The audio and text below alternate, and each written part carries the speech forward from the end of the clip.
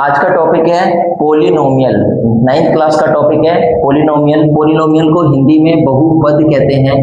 तो इसमें हमारी कुछ सब कैटेगरीज हैं जिनको हम आज पढ़ेंगे। और सबसे पहली जो कैटेगरी है वो है लीनियर पोलिनोमियल।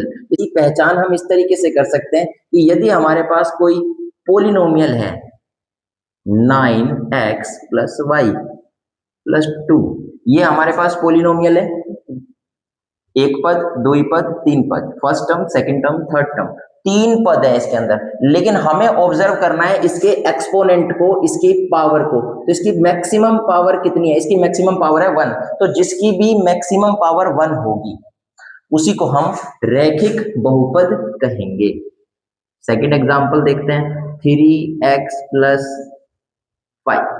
तो इसकी भी x की जगह हम y, z, t कोई भी अल्फाबेट ले सकते हैं, तो इसकी पावर हो जाएगी 1।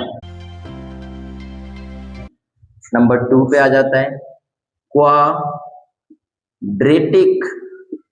पोलिनोमियल। क्वाड्रेटिक पोलिनोमियल को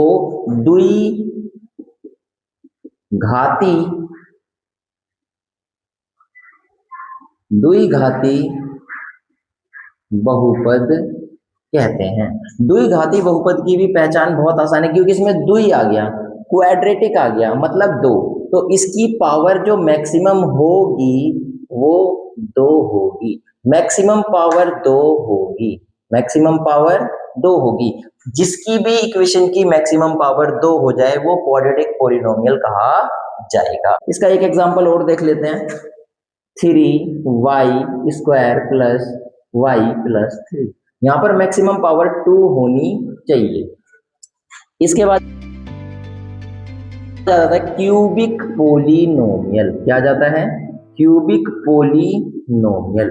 क्यूबिक पोलिनोमियल में इसे कहते हैं हम त्रि मतलब होता है 3 घाती बहुपद। त्रिघाती बहुपद। इसका एग्जांपल भी बिल्कुल सिंपल, जैसे यहां पर पावर 2 होनी चाहिए, यहां पर पावर 1 होनी चाहिए, तो यहां पर पावर 3 होनी चाहिए।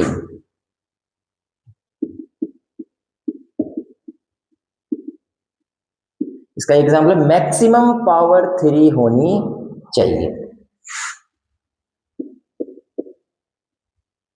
उससे कोई फर्क नहीं पड़ता कि आगे पावर कितनी है, लेकिन मैक्सिमम पावर 3 होनी चाहिए।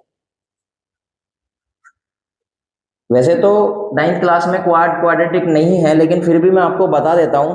एक होता है